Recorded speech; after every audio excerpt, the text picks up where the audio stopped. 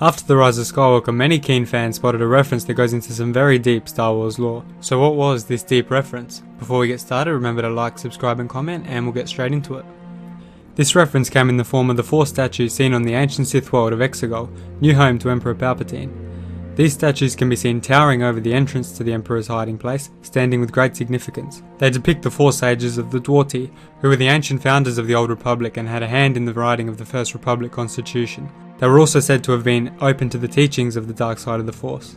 These 4 sages were named Brata, Fire, Sistros and Yan. Those of you who played close attention during the Attack of the Clones and Revenge of the Sith movies will have noticed that these are the exact same statues that were inside Chancellor Palpatine's office.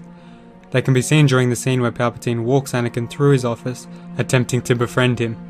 Palpatine even used the one statue of Sistros inside his office to hide his red lightsaber from the Jedi while he was still maintaining his cover.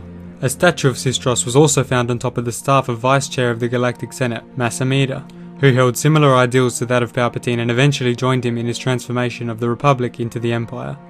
The 4 sages were open to the teachings of both sides of the Force, which is in opposition to the Jedi Order, who closed themselves off from the dark side of the Force and refused to acknowledge it for fear of temptation.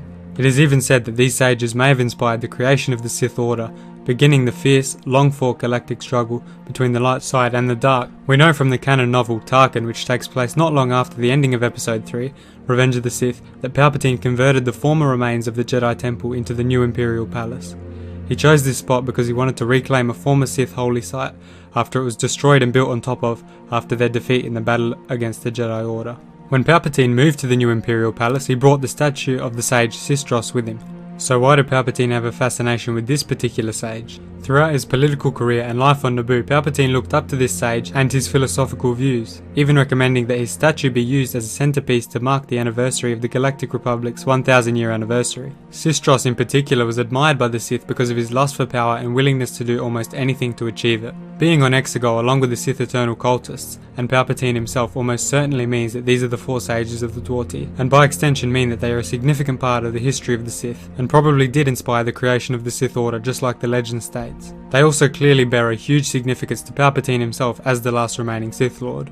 As for the other statues seen on Exegol, they could either be other important figures to the Sith culture, or even be previous Sith Lords in the Darth Bane lineage.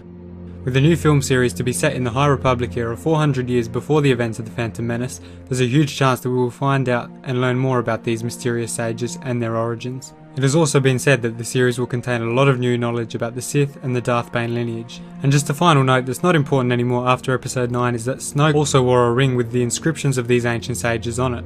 Now that we know Snoke was just a creation of Palpatine, it has way less significance to the origins of these ancient sages. But it does play perfectly into Palpatine's obsession with them and their ideas. So guys, let me know where you think these statues come from, and what do you think the meaning of them is. Will we ever find out in the new series, or will it just be left up to our imaginations? Let me know what you think about it in the comments below, and remember to like and subscribe before you leave, and cheers for watching guys, I'll see you in the next one.